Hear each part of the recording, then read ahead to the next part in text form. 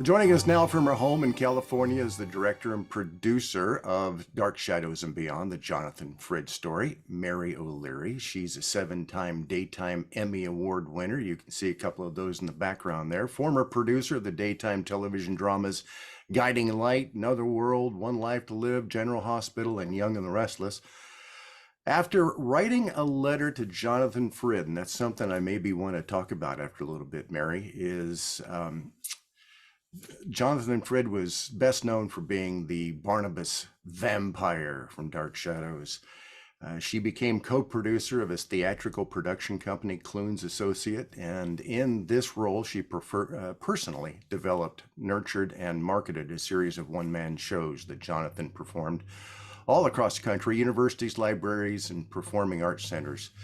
And I'd like to say, Mary, welcome to Tri-Fi, and congratulations on a very well done peek into a man, the man that was Jonathan Frid. I know there's probably a lot of Dark Shadows fans here, and I think one of the main things that I got out of your documentary was that Jonathan was a lot more than an actor in a pair of fangs. So why was that important for a part of the story for you to tell? Hello, Greg. I'm so happy to have been invited to have this interview with you. Uh, yes, I wanted to let people see the Jonathan that I knew, which was a man of great integrity. He had respect and kindness for everybody he met. And particularly in our times today, I think it's great to see a story where you look at an individual who always gave of himself, was always grateful to his parents, grateful to audiences, grateful to all the fans who over the years would come to see his shows, would be thrilled to even come to me and recommend places where he might come to perform. So I wanted that was an important part when I was approached to do this documentary was to tell people about the man that I knew. I mentioned at the very beginning that you wrote a letter to Jonathan. I love that story because we have a similar story together. What was that all about? I had watched Dark Shadows when I was preteen. I had loved it. I went off, and then I went on with my life and first worked in the theater and then got into television. And one afternoon, I discovered that Dark Shadows was in reruns on a New Jersey network public television station. I was living in Manhattan at the time. And they announced that they would be having Jonathan Frid in the studio for a pledge drive. They used to have public television stations would do pledge-a-thons, and people would call in over the phone and pledge their $40 or whatever it was to the station. And they said Jonathan Frid would be their guest. And in fact, when I watched it, not only was he interviewed, he did two performance pieces. He read from Richard III, a soliloquy, and then also Edgar Allan Poe's A Telltale Heart. And I was so impressed. And in the interview, he said, I'm working on a one-man show. So having come from a theater background, although at that time I was working in television on the soap opera Guiding Light, I decided to write to him and ask if he needed any help. I didn't know what capacity I might be assisting him in, but I was very interested in the work because I had loved theater. I also had enjoyed watching this, not only him as Barnabas Collins, but this performance that he did on New Jersey Network. So much to my surprise, he called me. I was sitting at home and with a friend visiting from San Francisco, and I was just saying to her, "Oh, there's reruns of Dark Shadows, and maybe you'd like to watch that." And the phone rang. He said, "Hello, this is Jonathan Frid." I was very surprised, and he said, "I was impressed with your letter. I'd like to set up a meeting to talk about my one-man show." And I met him, and we just talked about different ideas and eventually developed not only one, but three one-man shows that he toured, as you said, across the country, universities, colleges, performing arts spaces, libraries, even sometimes private corporate events. So it was a wonderful working relationship, and I just had such fond memories of it, which I enjoyed sharing in the documentary. A lot of people don't realize that the Dark Shadows mystique here. Dark Shadows was almost to go dark. It was failing in the ratings in the first season until they brought along the character of Barnabas, and I always loved the idea that Jonathan was not the vampire that was always, lusting for blood, but the whole character of Barnabas really is what saved the show. Was he aware of that? At the time he was being told that, he was getting mail. He couldn't believe that more and more mail kept coming every day for him. And when he went on publicity appearances and thousands of people were showing up, he was just confused. He didn't really understand how impactful his performance in the show was, how people were drawn to watch it because of his performance. And when it ended, he thought, that's it, I go on to something else. But that show, unlike any other soap opera, went into syndication and has been seen ever since. So it went off in April of 1971, and it still can be seen today on many different places, Tubi, Amazon. It's shocking to realize that a show that is 55 years old is still available to be watched and holds up. And I think that was a puzzlement. Jonathan never quite got it.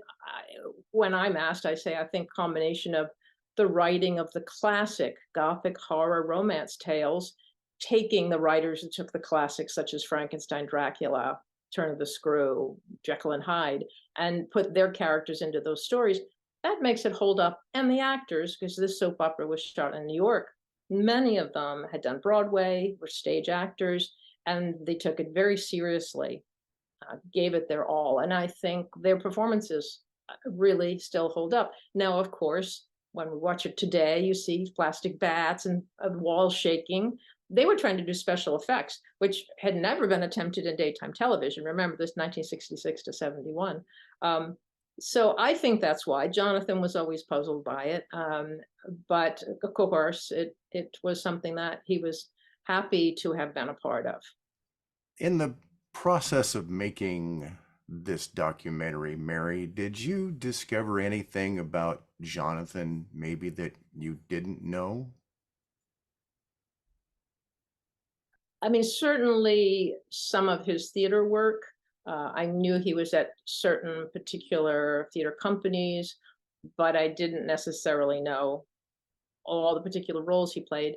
I was, as seen in the documentary, I was thrilled to be able to locate in the UCLA archives him performing Shakespeare on stage, 1960, in Henry IV, Part One. So it was thrilling to find that exists. I knew he had done that, but he had thought that it didn't exist anymore, because unfortunately, quite a bit of television shows like the Dick Cavett, he did 3 interviews with Dick Cavett. None of the video exists because of the cost of tape in those days. They would tape over things. Even the Johnny Carson he was on, which was done in New York, they didn't keep those episodes. When Carson moved to LA, then they started to save his episodes. So in terms of discovery, it was discovering that was very exciting. I would say the other thing would be how many charity appearances he made. I certainly was aware he did publicity for the show, but he really, a tremendous amount of his time was given to visiting children's hospitals, just a wide range of charities that he was a part of. And that, I think the volume of that was a surprise to me. Just for the audience's benefit, you have pulled together a lot of those performances, a lot of audio performances, and you have those available online on YouTube, if I'm not mistaken. Yes? Yes, I have taken some of his recordings. Some are on video, but the video was so poor. But I was able, with wonderful editor Robert Hoffman, to pull out the audio and have a YouTube channel where you can listen to over a dozen recordings of Jonathan doing short stories that he did in his one-man shows. So, out of all the people that you had the opportunity of interviewing for this project, Mary, it's always fun to see who people think is their favorite of all those people. Do you have one? Can you pick one? That's a hard question. I enjoyed so many of these people. Certainly, David Selby from Dark Shadows was particularly special because he was very close to Jonathan and was just filled with so much emotion as he talked. But probably my favorite was Anthony Zerbe because he started talking about theater and gave such an incredible performance in this interview. I was so moved. I was in the moment, and then also in the edit room. Every time I watch it, where he talks about the heart of an actor bringing to life the words of the playwright, was such a powerful moment. So I have to say that was probably my most favorite interview. Jonathan was a very accomplished actor, both live theater and television movies. And I'm wondering, why did he spend so much time doing live one-man shows around the country?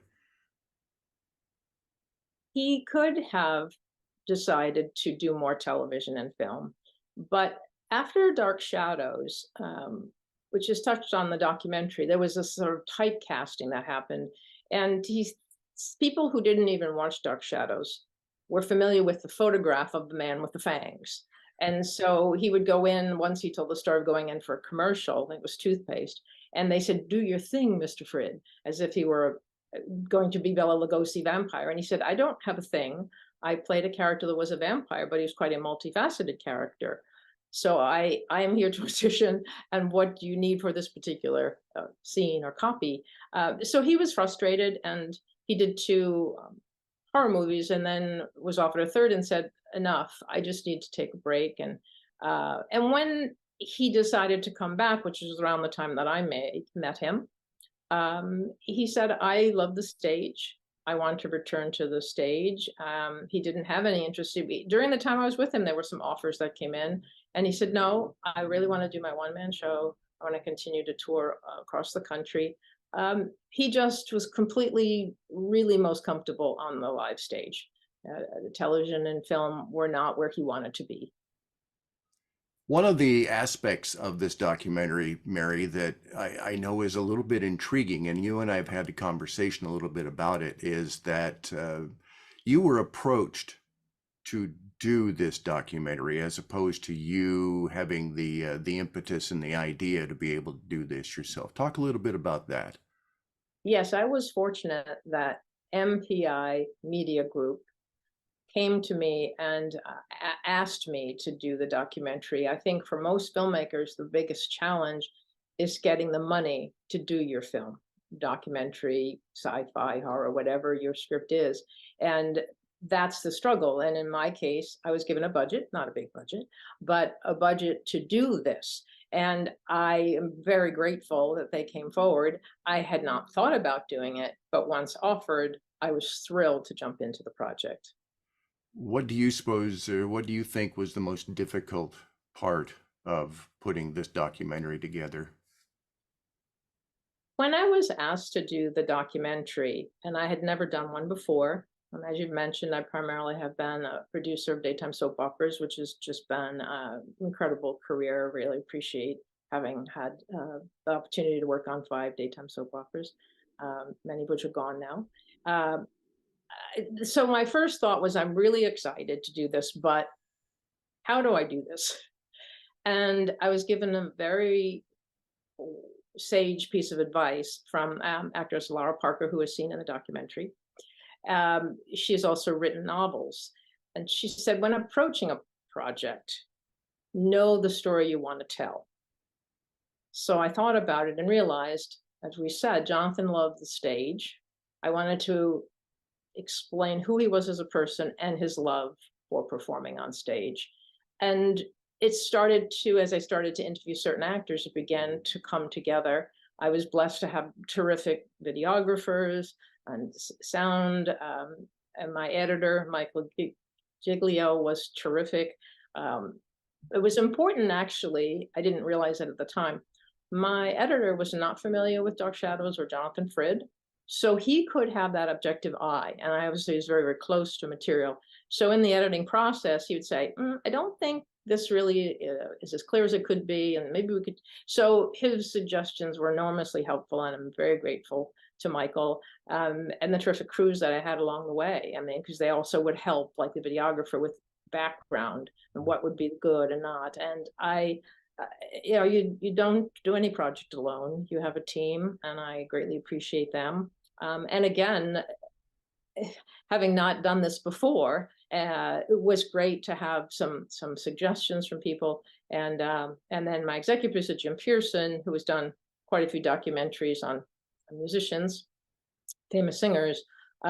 He said, "Well, you can write the questions," and he suggested a few things. So again, very appreciative to the people around me that were able to give me some helpful advice. But I definitely knew I wanted to tell a story with heart, because Jonathan had a big one. You can tell just by watching the show that you have a definite love for the man and his career, and it really does show, I think, as you've put the whole documentary together.